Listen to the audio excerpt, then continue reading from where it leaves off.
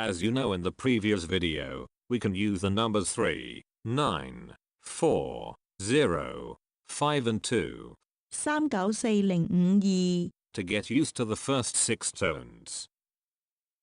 Recently, I talked to a friend about Cantonese tone system. He told me that he composed a series of animals that can show the first 6 tones of Cantonese. It is 師傅炮牛馬將，師傅炮牛馬將， It inspired me to write an animal song. Let me read the animal words first. 牛、羊、師傅、豬、狗、炮、喜鵲、烏鴉、雞、鵝、鴨、蜘蛛、螞蟻、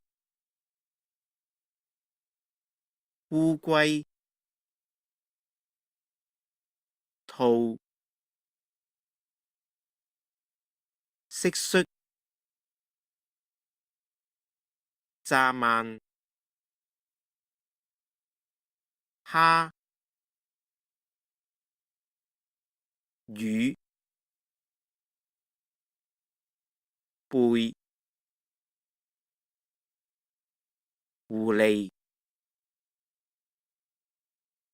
蝙蝠、貓、水獺、海鷗、相思、鷹、孔雀。This time I read the words a bit faster, and could you guess what melody I use in this song? 牛、羊、獅、虎、豬、狗、豹、喜鵲、烏鴉、雞、鵝、鴨、蜘蛛、螞蟻、烏龜、兔、蟋蟀、蚱蜢、蝦、魚、貝、狐狸、蝙蝠、貓、水獺、海鷗、相思、鷹、孔雀。Could you guess what it is? Let me read the words again, and this time read them with the melody.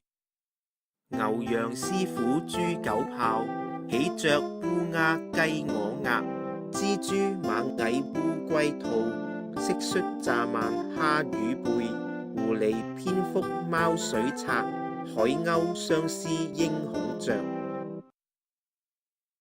It is the melody of Twinkle Twinkle Little Star.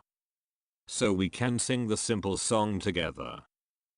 牛羊獅虎豬狗豹，喜鵲烏鴉雞鵝鴨，蜘蛛螞蟻烏龜兔，蟋蟀蚱蜢蝦魚貝，狐狸蝙蝠貓水獺，海鷗相思鷹孔雀。In Hong Kong, people may change some characters from other tones to tone 2 in spoken Cantonese. In the animal song, there are 喜鵲、喜鵲、雀、雀、